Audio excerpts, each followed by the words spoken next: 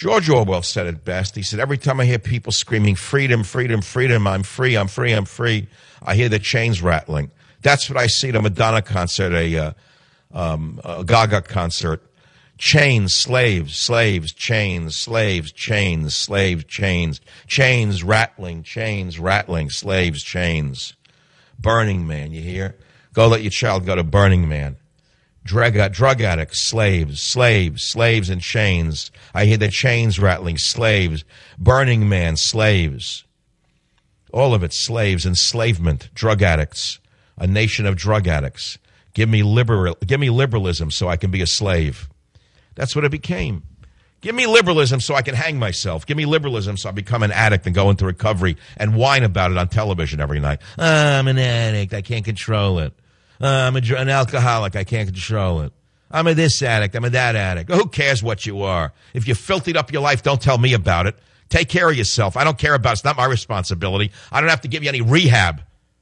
The only rehab is you. You're the ultimate rehab. You know alcoholics can't be cured.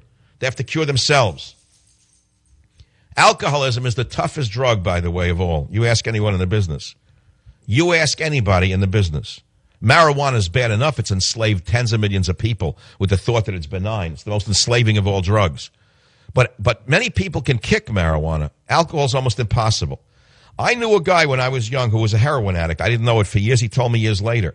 And he told me that kicking cigarettes was harder than kicking heroin when he was a grown-up.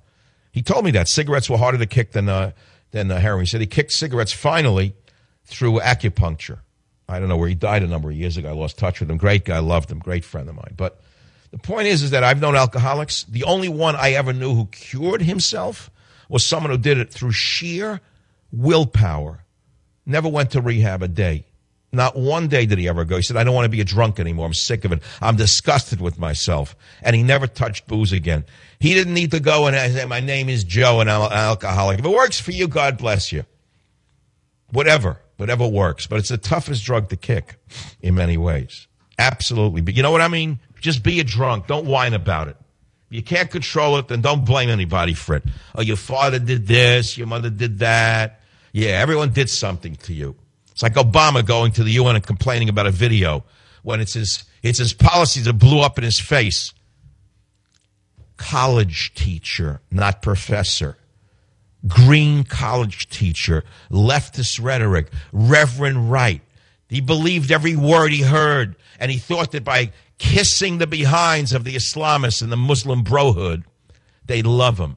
Said they killed our ambassador. The Middle East is on fire. They spit in our face, and he goes to the UN and says, I'm sorry for the video. I'm sorry if I hurt your feeling. And you can listen to him. You hear his voice, how hollow it is. Like, not the Tin Man, but the Hollow Man. You got to read your T.S. Eliot. The Hollow Man, the Straw Man, there he is. Right in front of your eyes, Obama, the Straw Man. And you don't even know it. The voice, you can hear it's empty. Oh, the video did it. Libby itself said it wasn't the video. He's still putting out the big lie.